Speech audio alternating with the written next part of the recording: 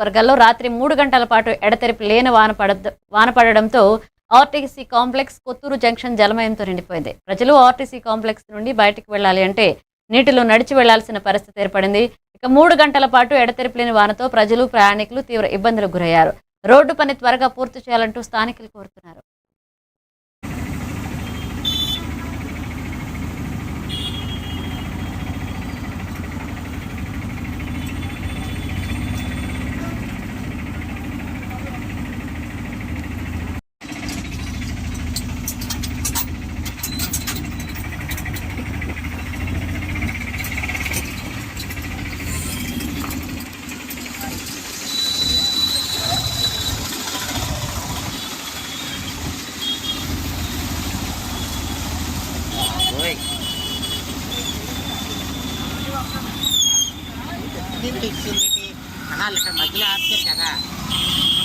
మధ్యలో ఆపుతారు కదా